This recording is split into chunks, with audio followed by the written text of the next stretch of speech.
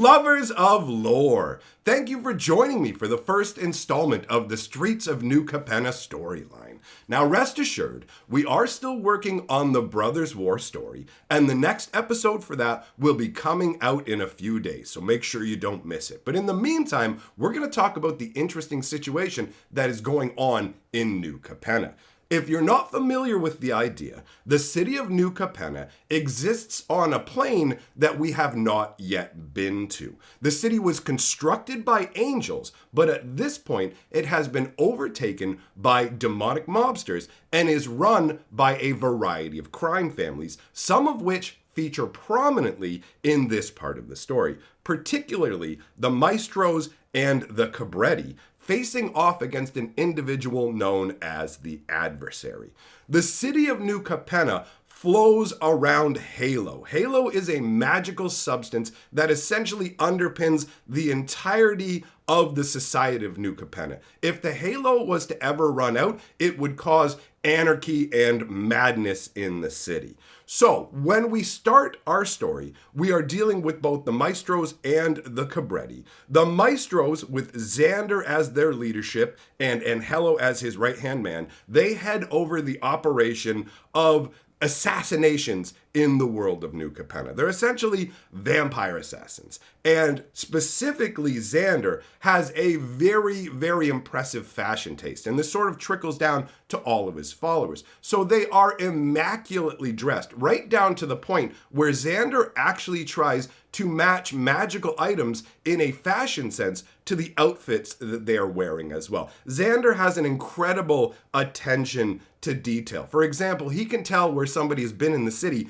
based on the scents that are embedded in their clothes. So somebody heads down to the Mezio and comes back, he can tell from the shoe shine oil, the incense of the fortune tellers that has seeped into their clothes, the sweat of the people that are in close proximity down there. It basically creates a canvas of scent that Xander is able to read. And so because other people aren't as deft as picking up on what's going on, they don't realize that the information that Xander has is actually available to everybody, and it makes him seem like he knows the unknowable. And actually, there's another aspect of the unknowable when it comes to Xander, and that's actually being unknowable to himself. And by that I mean he has a secret storeroom full of angelic treasures, including documents that basically go over the founding of the city of New Capenna, right? And unfortunately for Xander, he made some kind of deal in the past that has eaten holes into his memory. So he can't actually remember those times, and he jealously guards these histories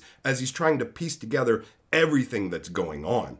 At the same time, you have the Cabretti, who are headed over by Jetmir and Ginny. Now, Jetmir is beloved because the Cabretti are all about partying, right? These are your bon vivants. They want to go out, have a good time. It's all about decadence and just going over the top, right? And every year, the Cabretti have this big party called the Crescendo. It's this yearly celebration that everybody looks forward to. And right now, that's what the Cabretti are building up to. And they actually have something brand new that they're going to be revealing to the denizens of New Capenna called the Font. Now, we don't get a lot of information about the font, but it appears that most likely what the font is an additional supply of Halo that they have found somewhere. And if they found a new supply of Halo, that is going to allow them to move their crime family up in the rankings. Because as I said, Halo is what Capenna revolves around, right?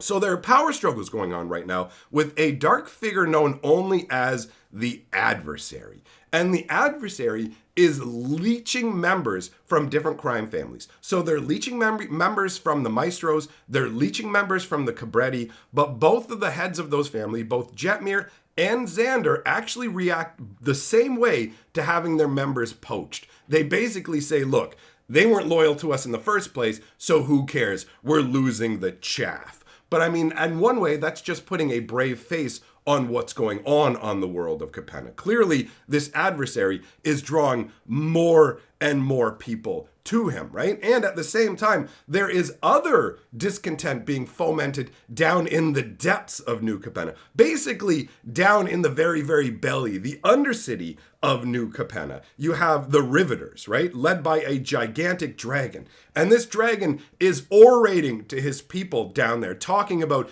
basically the decadent way that the people up above live and how they need to treat the Riveters with more respect, because ultimately they're the ones building everything. And hey, who knows what happens if we leave some rivets out? Maybe your platform collapses under you. It's that sort of thing, right? So you've got all of this going on where you've got these different families all facing off against each other. And remember, there are two more families in the mix as well. We're not seeing them yet really in this part of the story, but they will come in later on to play a role. And on top of all of this, we also have multiple planeswalkers visiting this world for multiple different purposes, and a Phyrexian element to it that I genuinely wasn't expecting. So in terms of the planeswalkers we see, we have Vivian Reed showing up. Now, Vivian Reed shows up on New Capenna because she's on a quest. She is seeking balance, and by that specifically, I mean she's looking for a plane where nature and the artificial are in genuine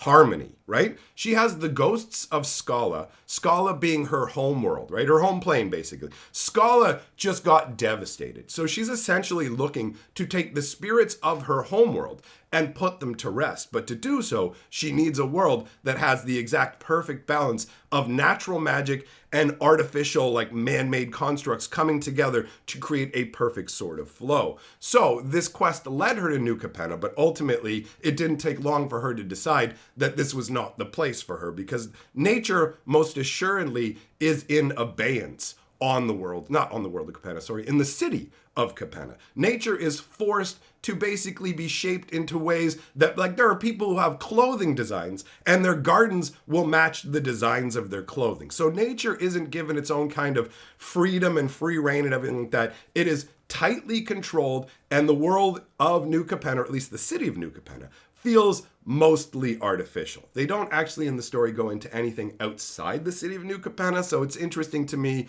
that Vivian would consider the entire plane to be what this city is. I don't know if that's actually a reflection of the plane overall or just a quirk of the story, but I did notice that. So you've got Vivian Reed. You also have Elspeth. Elspeth has made her way to New Capenna. She does not feel at home in New Capenna, which is greatly troubling for her because she's actually from the world New Capenna is set on. That's one of the biggest revelations of this story, is that Elspeth is from the plane that New Capenna was built on. But Elspeth, up until she was 13 years old, was essentially a prisoner of the Phyrexians. The Phyrexians used to keep basically the equivalent of comfort humans. You know, it's like, okay, this Phyrexian isn't right in the head. Okay, put him in this room with some humans and see what happens. Like, imagine that's what you were used for. So that's the first 13 years of Elspeth's life.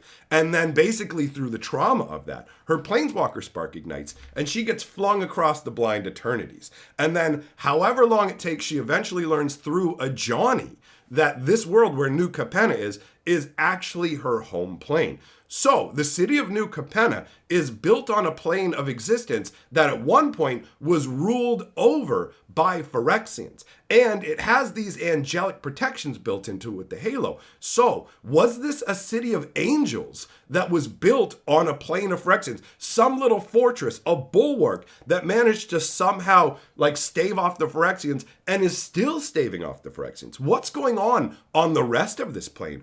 Are there Phyrexians like in other places? But it doesn't just end there. There's another level of Phyrexianism to this. Sorry, I'm getting excited here. Vivian Reed, when she goes down into the bowels of the city, which is a little confusing to me because I figured she would leave before that. But anyways, she goes down into the bowels of the city and she finds the leader of the Riveters giving this speech to his people. And as she's standing there, a stranger walks up to her and says, "You're not from around here." And she turns back to the stranger like, "Hey, neither are you." And he goes, "Yeah, but at least I know to change my clothes when I planeswalk."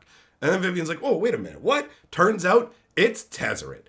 Tesuret is here. And he's working with the Phyrexians. That's not a big surprise, right? Because we saw him working with Jin Gitaxias before. Here's where it gets really crazy.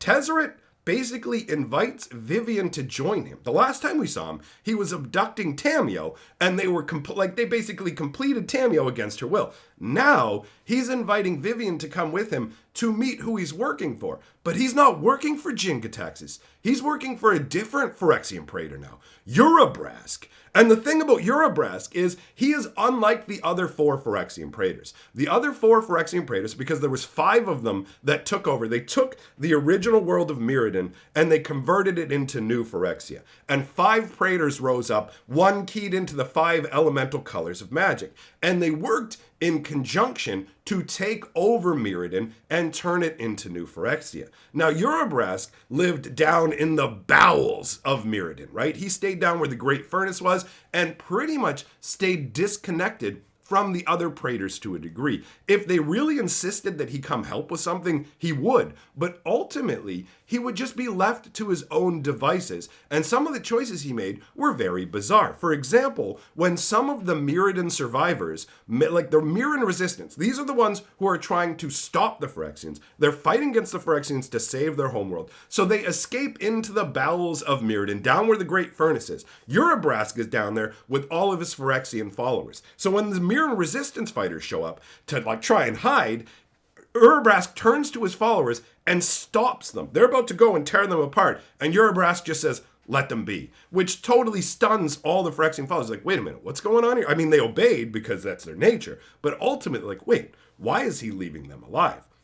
So Eurobrask has never marched in lockstep with the other praetors, and now we have a scenario where all of a sudden Tesseret's working for Eurobrask, and when Vivian asks Tesuret, what are you offering? What are you working towards? Basically, Tesuret says, we're working towards freedom. What does that mean, though? It could mean multiple things. Is Tesuret literally working with multiple Phyrexian elements against each other? Like, is he playing one Phyrexian element against another? Is he trying to trick Vivian? Is he working against Eurobrask? Is he ultimately working for Eurobrask, where Eurobrask's idea is that everybody should be completed as like Phyrexian dictates, but they should also have freedom to live as they will. So it's kind of like Phyrexia, but not all will be one. All will be one, but all will be their own person as well. It kind of ties into the philosophy when you think about the underlying like color structures that guide the philosophies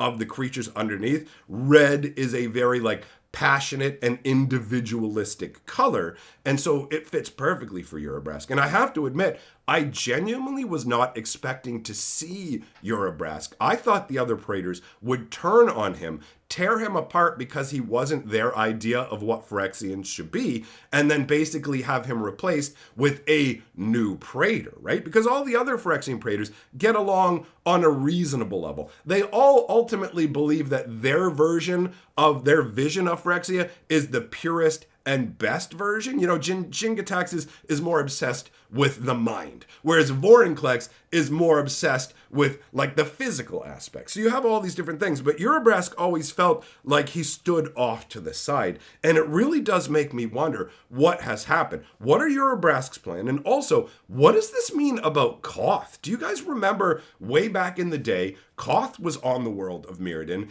and then it got turned into New Phyrexia, and Koth was never actually dealt with. And the fact that Tamio got completed when we just dealt with the previous set, and Tamio's really the first completed Planeswalker, makes me feel like Koth is not on Mirrodin anymore, right? Because if Koth had been caught and completed, he would already be being used in different ways. So the fact that Tamio's the first one says to me that there's got to be more going on. But this is an amazing initial view into the world of New Capenna. I want to know more about the plane we're on. Are there Phyrexians around on the rest of the plane? If so, why are they not able to overwhelm the city of New Capenna?